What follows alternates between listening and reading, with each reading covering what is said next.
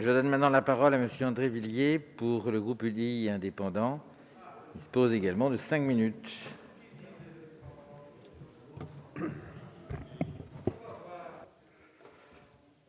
Monsieur le président, monsieur le ministre, monsieur le rapporteur, monsieur le président de la commission économique, chers collègues, je veux remercier les 35 collègues qui s'intéressent à la chose agricole. Je veux commencer mon propos en réitérant notre soutien aux agriculteurs durement touchés par l'épisode du gel de ce début de printemps. Face aux crises, la solidarité nationale doit s'inscrire dans la durée. Concernant cette proposition de loi, je souhaite souligner l'engagement du rapporteur depuis de nombreuses années sur ce sujet du foncier agricole et la qualité de son travail pour essayer de trouver un dispositif juridique solide après plusieurs censures du Conseil constitutionnel. Je n'oublie pas non plus notre collègue Dominique Potier, dont chacun connaît ici la mobilisation sur ces questions. Malgré tous les efforts de nos agriculteurs, la ferme France est aujourd'hui en perte de vitesse et nos exportations agricoles et alimentaires sont en chute libre, cela en dépit ou plutôt à cause d'une concurrence déloyale, y compris au sein de l'Union européenne, ou encore à cause de traités de libre-échange avec des pays avec lesquels nous ne partageons sans doute pas les mêmes valeurs. L'accord dit Mercosur, nous le savons, monsieur le ministre, vous n'en partagez pas les attendus. Le phénomène de concentration et d'accaparement des terres nuit à l'installation des jeunes agriculteurs et limite la diversité des cultures. Mais c'est l'arbre qui cache la forêt. Cette situation s'est aggravée singulièrement par l'artificialisation des terres agricoles et le départ en retraite dans les 10 ans de près de la moitié des exploitants agricoles de notre pays, vous l'avez indiqué dans votre propos, monsieur le ministre. Les sociétés, quelle que soit leur forme juridique, mettent en valeur près de 2/3 de la surface agricole utile. Les mesures fortes avancées par le chef de l'État en 2019 ne sont pas au rendez-vous des attentes des jeunes agriculteurs dont on sait les difficultés qu'ils éprouvent à accéder au foncier agricole.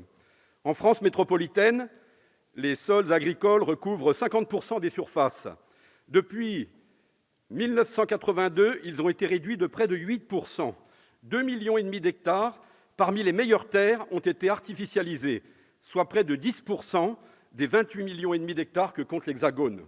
Depuis 50 ans, la politique des structures s'efforce de réguler le marché du foncier avec une efficacité toute relative, et le mot n'est pas fort.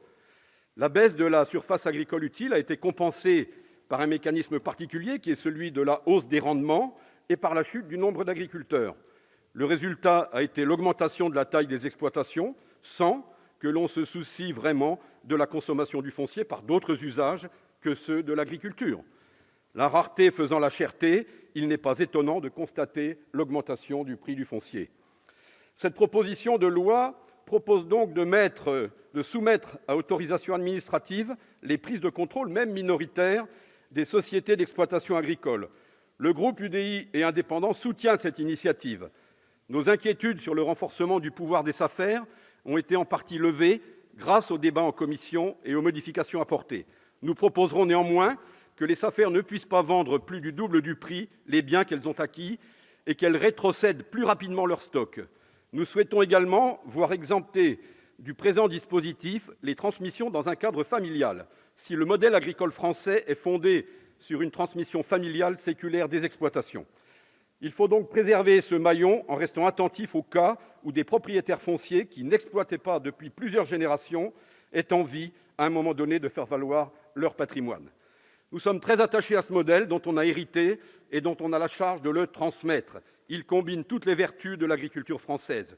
Les aides de la PAC, nous l'avons déjà évoqué en commission, tant que l'hectare servira de coefficient multiplicateur aux aides apportées par l'Union européenne, les grandes exploitations seront les grandes gagnantes. Pour lutter contre l'accaparement, il faudrait plafonner les droits à paiement, que l'exploitation soit individuelle ou sociétaire. Il faudrait aussi instaurer des paiements plus redistributifs vers les petites exploitations à forte valeur ajoutée. C'est, à notre sens, la seule façon de s'attaquer à ce problème. Ainsi, ce texte ne résout pas tout, mais il comble une lacune juridique après plusieurs échecs. Nous regrettons néanmoins que le gouvernement n'ait pas privilégié un grand texte sur le foncier agricole, avec un peu plus d'audace et d'imagination. L'accumulation de petites réformes crée un manque de cohérence, de clarté et donc de vision thématique dont, il faut le dire, cela confine aux limites exorbitantes du droit commun, celles du droit de propriété. Pour conclure, il faut donner des gages au monde agricole. Pour tenir notre rang, et vous le savez, cela va bien au-delà du problème foncier. Au groupe UDI, nous plaidons pour l'amélioration du revenu agricole et le rééquilibrage des relations commerciales. Je veux évoquer ici la loi Égalim. C'est la montagne qui a accouché d'une souris, et saluer le travail de notre collègue Thierry Benoît. Nous plaidons pour la simplification de l'encadrement administratif et la garantie d'une stabilité réglementaire. Nous plaidons pour la réforme des assurances agricoles afin de faire face à la répétition des aléas climatiques.